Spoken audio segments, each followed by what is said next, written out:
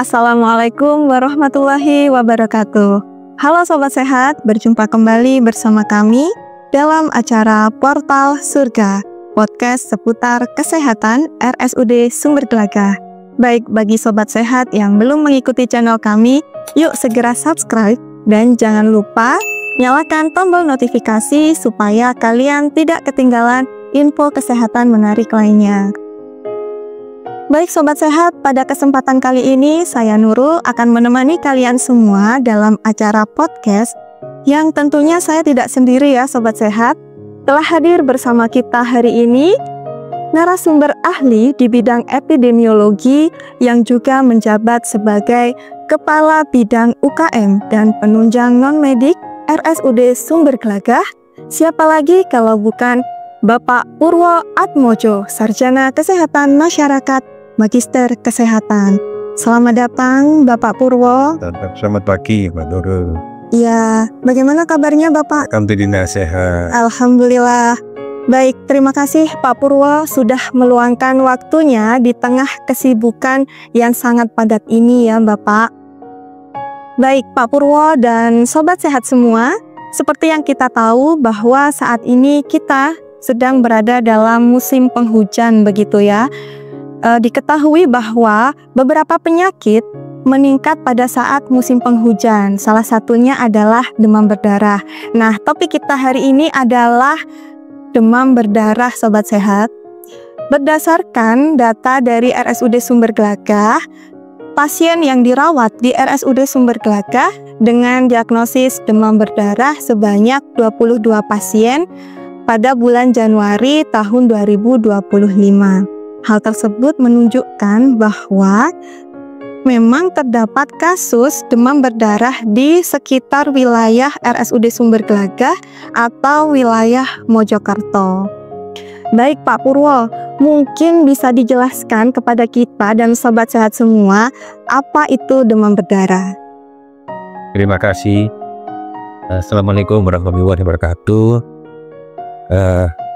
Saat ini memang kita harus waspada terhadap penyakit demam berdarah karena harapan kami semakin cepat ditangani itu semakin tidak fatal ya. Jadi respon cepat dari masyarakat apabila ada gejala-gejala penyakit demam berdarah agar segera berobat ke pelayanan kesehatan setempat di puskesmas atau di klinik atau di apa, karena gejala tersebut sangat umum, khususnya panas tinggi di atas 38 derajat Celcius, terus sakit kepala yang sangat hebat, ditambah lagi nyeri ulu hati, mungkin ada mimisan ya, istilahnya ditemukan pendarahan ya. Jadi kalau sudah gejala-gejala tersebut segera bawa ke tempat pelayanan kesehatan baik puskesmas maupun rumah sakit terdekat, karena semakin cepat kita tangani semakin mudah diobati dan harapannya menjadi sembuh. Baik, Pak Purwo, demam berdarah ini disebabkan oleh apa sih Pak? Saya dengar-dengar itu dari nyamuk ya Pak ya? Penyakit demam berdarah ini sebetulnya disebabkan oleh virus dengue namanya. Jadi ada 4 jenis virus dengue 1, 2, 3, dan 4.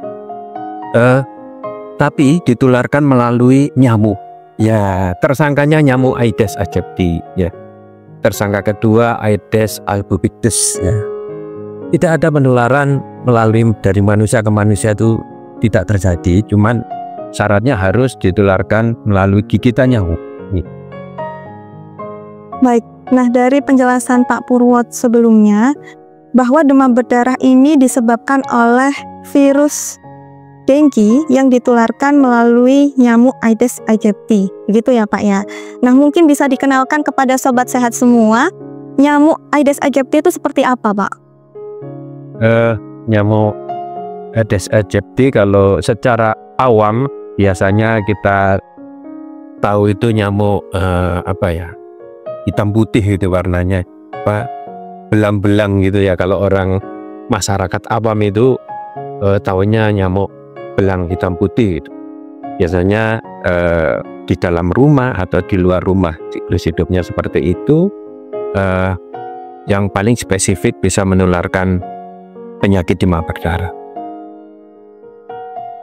Baik Pak Purwo, terkait dengan siklus hidupnya nyamuk, nah telur nyamuk ini bertahan berapa lama Pak untuk bisa menjadi nyamuk seperti itu?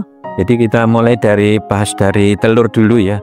Jadi nyamuk dewasa itu bertelur setiap 3-5 hari sekali. Dia bertelur di tempat-tempat yang kering, lembab gitu ya. Dia mencari tempat yang lembab sehingga ditaruhlah telur-telur itu di tempat itu dengan harapan nanti apabila ketemu dengan air dia akan menetas dalam 1-2 hari.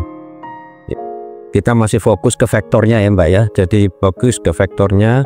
Jadi kenapa ada gerakan 3M sampai ada 3M plus itu memang fokus kepada breeding place, tempat perkembangbiakan nyamuk ya. Seperti apa?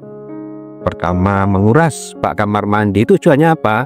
Itu mencegah apabila terjadi penetasan telur di dalam bak penampungan air agar harus diberantas sehingga tidak sampai terjadi Aedes aegypti itu berkembang menjadi nyamuk dewasa. Terus yang kedua menutup juga seperti itu tempat penampungan air yang biasanya kita tampung untuk memasak ya, tempat gentong atau tempat panci penampung air khusus untuk masak biasanya warga itu naruh di gentong tempat kayak gerabah gitu. Tutupnya kurang rapat sehingga menjadi breeding place, tempat perkembangbiakan nyamuk Aedes aegypti. Terus yang ketiga mengubur ya, karena ada 3M itu menguras, menutup dan mengubur. Mengubur itu tujuannya adalah sebetulnya membersihkan lingkungan sekitar, tempat-tempat barang-barang bekas yang ada di sekitar rumah kita itu agar ditimbun atau dibuang atau dibersihkan supaya tidak menjadi tempat perkembangbiakan nyamuk Aedes aegypti sehingga nyamuk tersebut tidak ada kesempatan untuk bertelur di situ gitu. Di dalam gerakan-gerakan masyarakat yang 3N ini sebetulnya sangat murah dan mudah, tapi dengan harapan memang konsisten dilakukan rutin setiap minggu ya. Menguras itu 7 hari sekali minimal. Kenapa? Karena siklus hidup dari telur ke nyamuk dewasa dibutuhkan waktu sampai 7-12 hari. Dari tahapan telur apabila kontak dengan air, dia dalam 1-2 hari dia menetas menjadi larva.